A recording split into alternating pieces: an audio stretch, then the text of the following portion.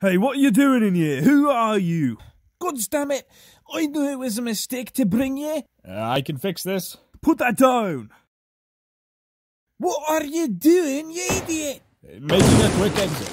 Boy alerting the whole fucking city! Get a move on! Get back here with my father's ring, you thieving urchins!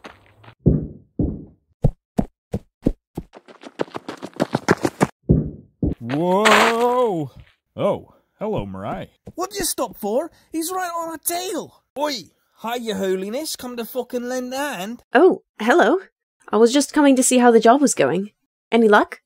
Yeah, we got the ring, but we gotta fucking move. He's right on our arse. Where'd you scoundrels go? Relax. Step aside. You there! Stop those thieves! You see not, you hear not. What have you done? You witch! I'm blind! Wait, am I speaking? Can anyone hear me? I hear nothing! Oh gods, help me!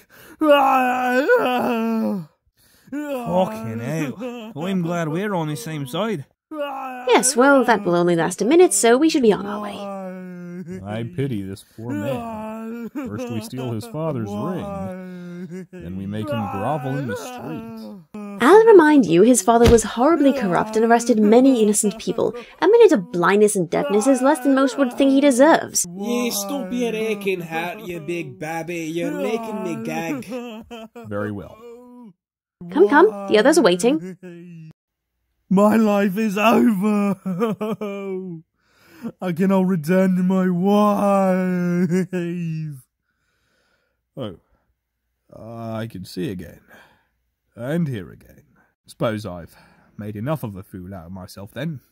Just go home.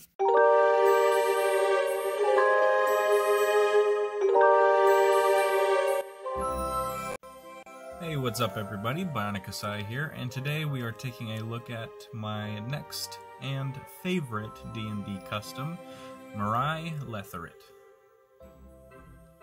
So, Merai is a character of mine that I created and was playing in a campaign for a period of a few months over the summer.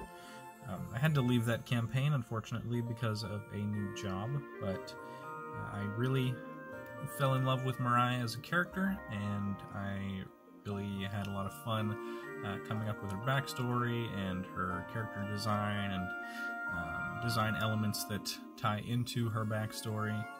Initially, I did want to make a tiefling character like Merai is, and I did have an idea to make a cleric, which she is.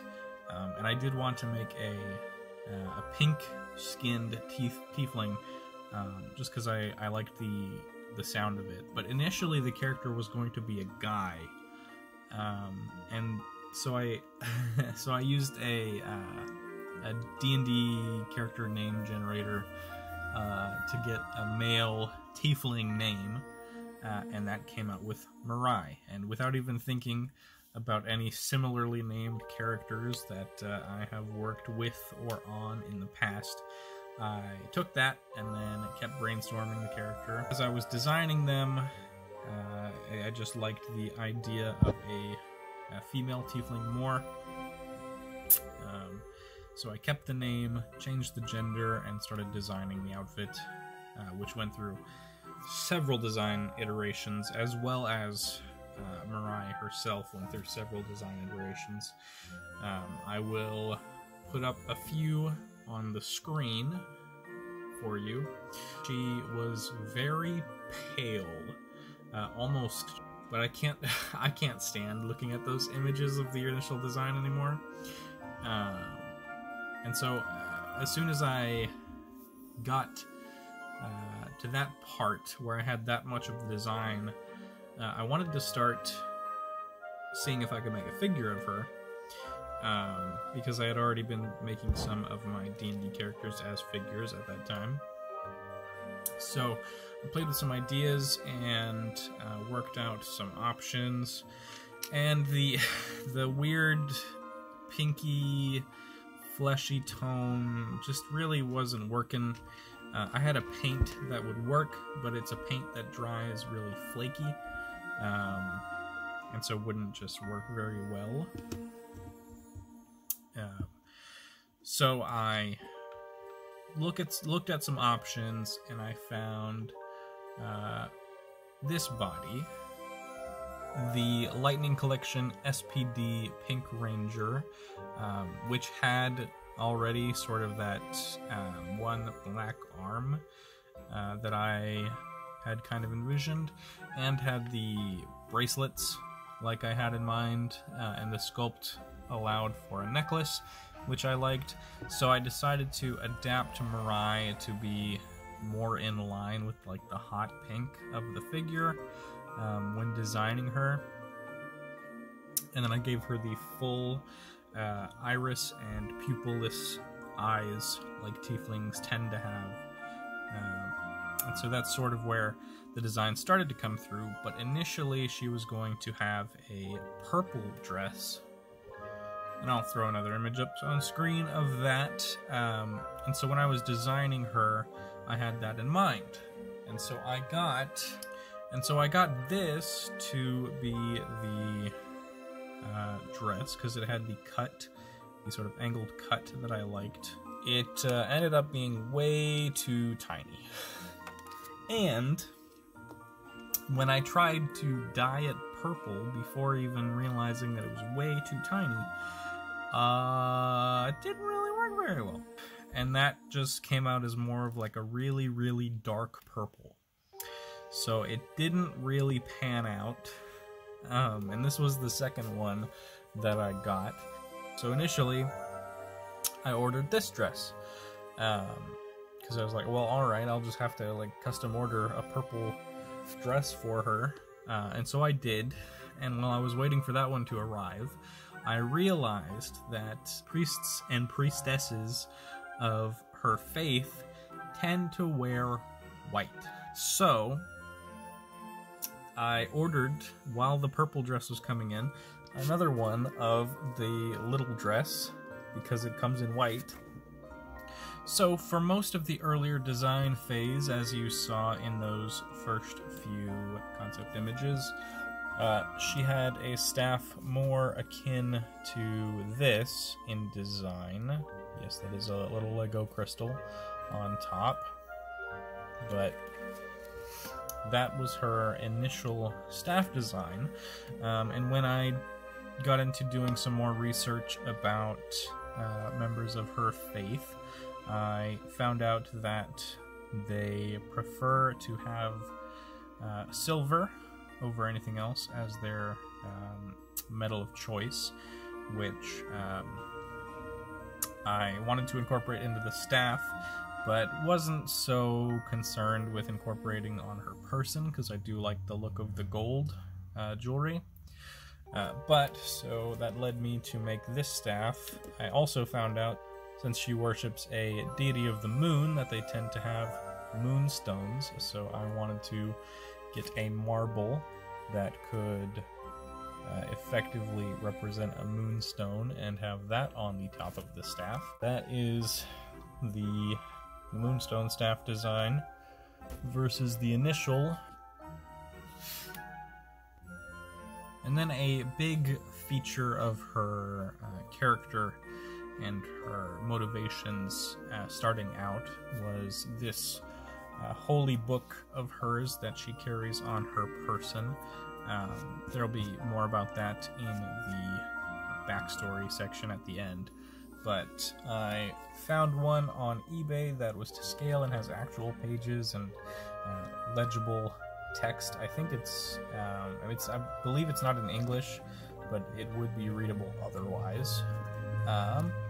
And then this dagger as well was something she acquired during my time in the campaign that I wanted to represent on the figure.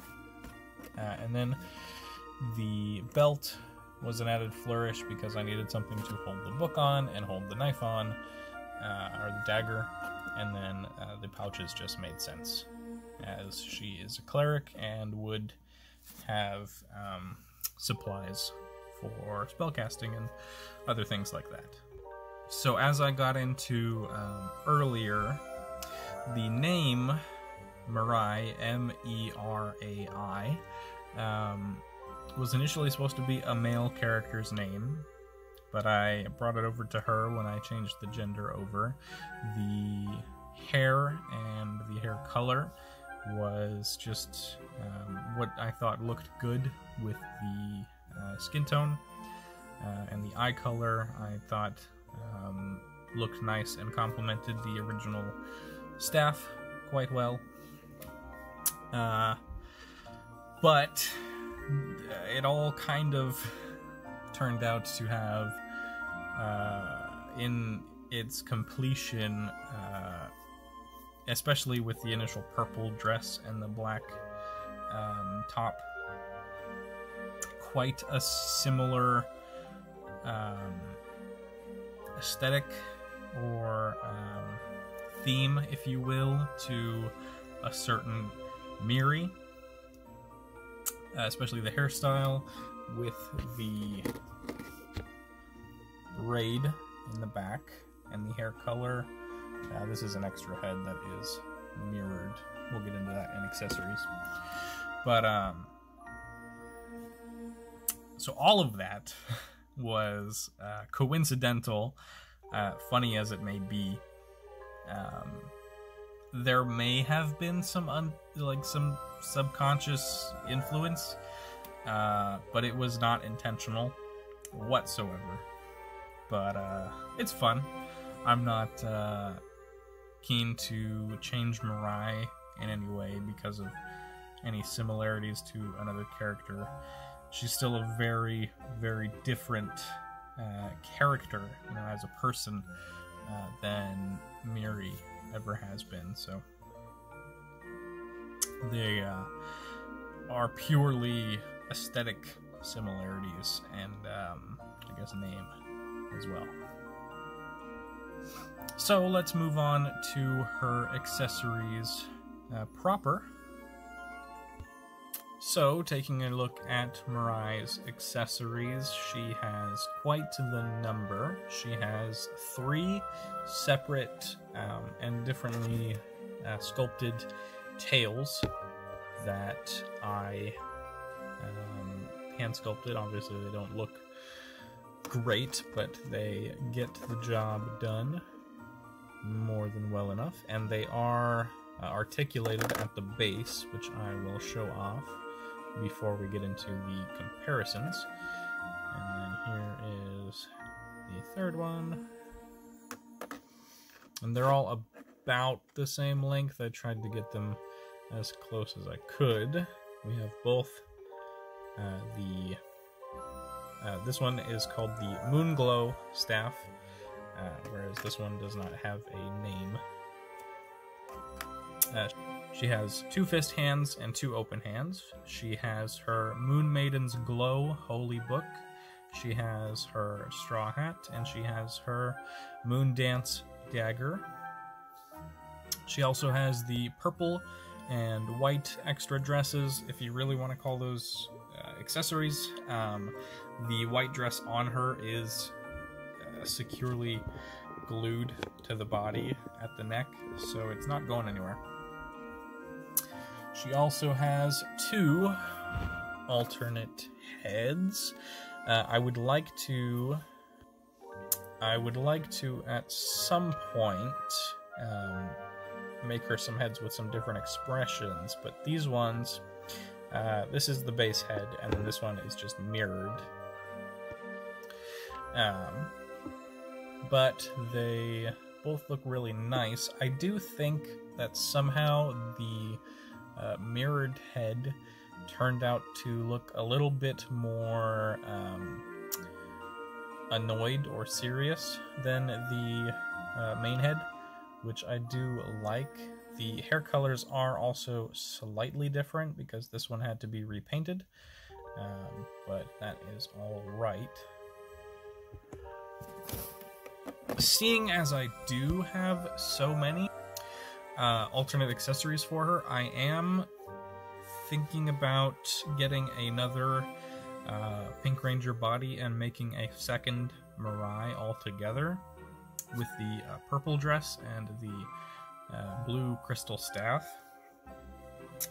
and the extra head. I just think it would be cool to have both of her primary designs represented.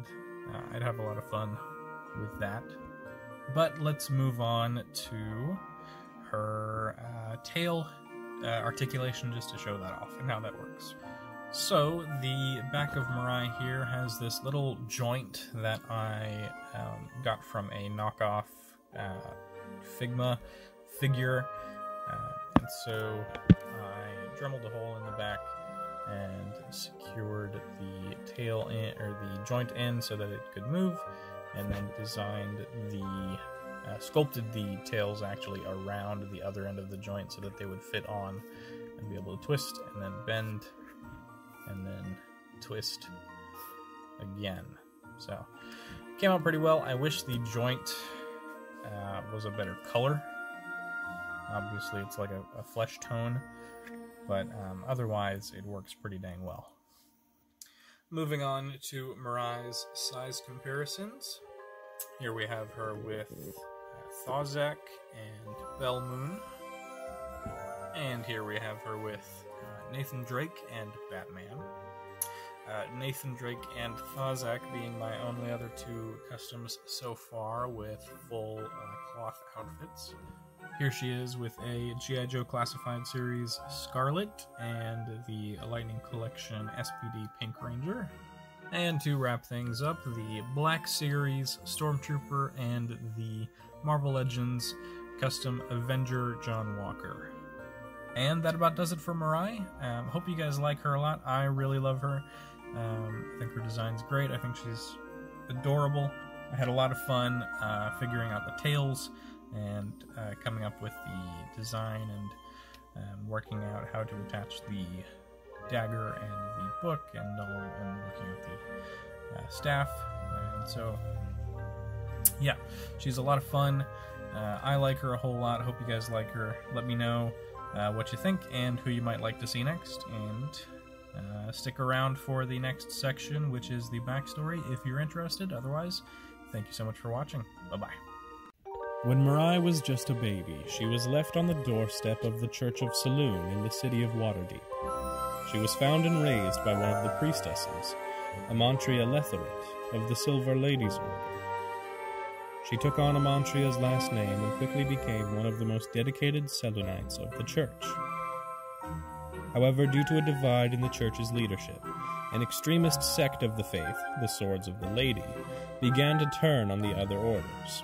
This group deemed that only one book was the truth of Saloon, so they deemed a sacred text that was entrusted to Amantria's care to be heretical. In the midst of night, the Swords of the Lady attacked the church. Amantria passed the text to Merai and told her to run and find refuge among the smaller temples of Saloon. As Merai fled the temple that night, she saw Amantria for the last time, witnessing her murder at the hands of the extremists. She was powerless to stop them, so she had to keep running. With the book in her care, she fled Waterdeep and has been looking for safety since.